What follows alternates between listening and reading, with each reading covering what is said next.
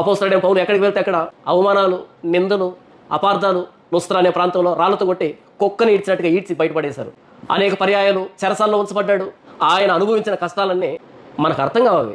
ఎందుకంటే మనము మన స్వహస్తాలతో మనం పాపం చేసి చేసుకున్న అప్పులు, మనం పాపం చేసి తెచ్చుకున్న రోగాలు, మనం పాపం చేసి తెచ్చుకున్న సమస్యలు, మన దోషాలకి మనం అనుభవిస్తున్నటువంటి ఈ గడ్డు పరిస్థితులను చూసి ఇవే కష్టాలు అనుకుంటున్నటువంటి మనకి ఏ పాపం చేయకపోయినా ప్రభువైన యేసుక్రీస్తు వారి నామాన్ని భరించడానికి, క్రీస్తు ప్రాణత్యాగాన్ని ప్రపంచానికి అర్థం చేయించడానికి, క్రీస్తు తనకు అప్పగించిన పరిచర్యను తుదముట్టించడానికి ఆయన ప్రాణాన్ని ప్రియమైనదిగా ఎంచుకోకుండా ఆయన అనుభవించిన శ్రమల్ని ఆయన వ్రాస్తూ వస్తే 2 కొరింథీ పత్రికలో వాటిని చదువుతూ ఉన్నప్పుడు మనకు అర్థం కావు. ప్రభువైన యేసుక్రీస్తు వారి ప్రాణత్యాగాన్ని ప్రకటించే విషయంలో కష్టాలు వస్తాయని తెలియని మనం చరిత్రను చూసినప్పుడు, విశ్వాస వీరులను చూసినప్పుడు, దేవుని చేత వాడబడినటువంటి, దేవుని నమ్ముకున్నటువంటి దైవజనులు వారి జీవితాలను చూసినప్పుడు మనం అనుభవిస్తున్నటువంటి శ్రమలే కాదు, కష్టాలే కాదు, మనం అనుభవిస్తున్నటువంటి లోతైన గాయాలు అసలు గాయాలే కాదు. ఒకవేళ నా గాయాలయ్యాయంటే నా మూర్ఖత్వాన్ని బట్టి నేను చేసుకున్నవే.